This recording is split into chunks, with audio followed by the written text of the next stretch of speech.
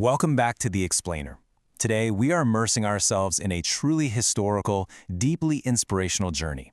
We're looking at the lives, the ministries, and honestly, the incredible sacrifices of the 12 disciples of Jesus.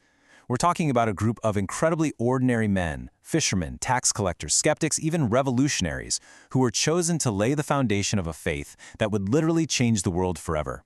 Their journey with Christ completely transformed history, and the details we're about to uncover, absolutely fascinating. Let's get right into it. God does not call only the qualified. He qualifies those He calls.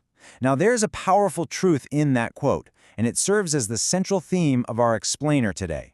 We're going to see exactly how a group of highly unqualified, sometimes wildly impulsive, and deeply flawed individuals were patiently shaped into the cornerstone leaders of the early church. It's a real game changer when you think about it. Okay, so here's our agenda. First, we'll look at ordinary men, extraordinary calling. Then, we'll explore the inner circle, followed by evangelists, writers, and doubters. After that, we'll examine quiet servants and the betrayer, and wrap up with lessons from the 12. All right, let's start with section 1, ordinary men, extraordinary calling. Look at this stark, brilliant contrast between who these men were and who they became. By worldly standards, the foundation of the early church was absolutely not built by elite religious scholars. No, it was built by uneducated fishermen hauling wet nets on the Sea of Galilee. It was built by despised tax collectors who worked for the occupying Roman Empire and, even fierce political extremists. Yet, look at their spiritual legacy. It's monumental. They became the foundational leaders of the church, the authors of the Gospels, and ultimately martyrs who paid the ultimate price for their faith. It's just a breathtaking leap from who they were to who they became. Moving right along to section 2, let's examine the inner circle. So, 3 disciples were granted the most intimate access to Jesus' ministry. They witnessed incredible miracles, like the Transfiguration, right up close. First up, Simon Peter, famously known as the Rock. Now, Peter started out incredibly impulsive, the guy who often spoke way before he thought. But his spiritual gifts of leadership and bold preaching, they totally transformed him into a pillar of the early church. Tradition tells us he was ultimately crucified in Rome under Emperor Nero, and he actually requested to be crucified upside down because he felt unworthy to die in the exact same manner as Jesus. Next is James, the son of Zebedee. His fierce zeal and passion earned him the nickname a son of thunder.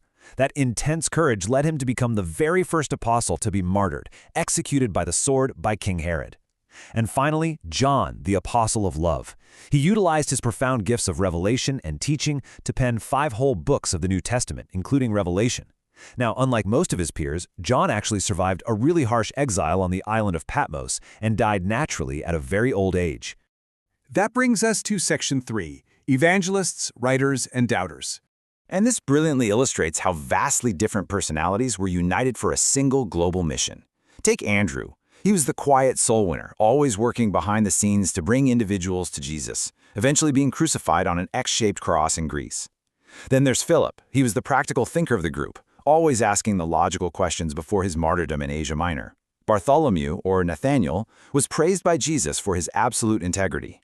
Known as an Israelite in whom there was no deceit, he took the gospel as far as India and Armenia before his own brutal martyrdom. Matthew, on the other hand, well, he was a wealthy, highly despised tax collector who actively exploited his own people for Rome. Yet he completely walked away from his profitable tax booth to follow Christ, leaving us the Gospel of Matthew. Finally, we have Thomas. History tends to remember him as Doubting Thomas because he demanded physical proof of the resurrection. But you know what? Once he saw that proof, that skepticism ignited this fierce, courageous missionary zeal. He carried the message all the way to India, where he was tragically killed with spears. It is absolutely amazing how God used all of these completely unique temperaments. Now let's transition over to section 4, quiet servants and the betrayer. While some disciples were completely front and center in the historical narrative, others served so faithfully right in the shadows. James the Less was the ultimate quiet servant, marked by humility and perseverance. His life is a powerful reminder that the unseen servants matter immensely. Thaddeus, the encouraging disciple, brought deep compassion and teaching to places like ancient Persia. But what's particularly striking is Simon the Zealot. Think about this. Before following Jesus, Simon belonged to a radical political group that fiercely and often violently opposed Roman rule. Yet his heart was completely transformed. He managed to redirect that intense, extreme political passion into peaceful, spiritual mission work. It's just an incredible pivot. 30. 30 pieces of silver. That number literally represents history's darkest betrayal. Because, well, not every story in this group ends in triumph. Judas Iscariot served as the trusted treasurer for the disciples, but inwardly, he harbored a deep, deep struggle with greed, deception, and unbelief. That internal moral decay culminated in him handing Jesus over to the authorities for exactly 30 pieces of silver. Realizing the devastating weight of his actions, Judas was overcome with remorse, and his story tragically ends in suicide. It is a very sobering, dramatic contrast to the faithfulness of the other 11. Which brings us to our fifth and final section, Lessons from the 12. Synthesizing all of this history leaves us with 4 absolute core takeaways. First, God uses ordinary people. You really don't need a pristine resume to make a massive impact. Second, different gifts build one kingdom. We need Peter's boldness just as much as we need John's love or Matthew's careful record-keeping. Third, transformation takes time. These men made massive mistakes. Peter denied even knowing Jesus, and Thomas severely doubted him, yet they were patiently shaped into mature leaders. And finally, faithfulness may require intense sacrifice. As we've detailed here, almost all of these men faced brutal martyrdoms. Their commitment was not casual, it cost them everything. And that absolute commitment triggered a sequence of world-changing events. Following Christ's ascension into heaven, the disciples were left with a massive directive. This led to the pivotal historical moment of Pentecost in Acts chapter 2, where these newly transformed men were empowered by the Holy Spirit. They began preaching boldly, healing the sick, and this directly sparked rapid global growth. Because they faithfully obeyed the command to make disciples of all nations, this small, highly imperfect group of laborers ignited a spiritual movement that rapidly spread across entire empires. And, well, it endures to this very day. Which brings us to a final, provocative thought to leave you with.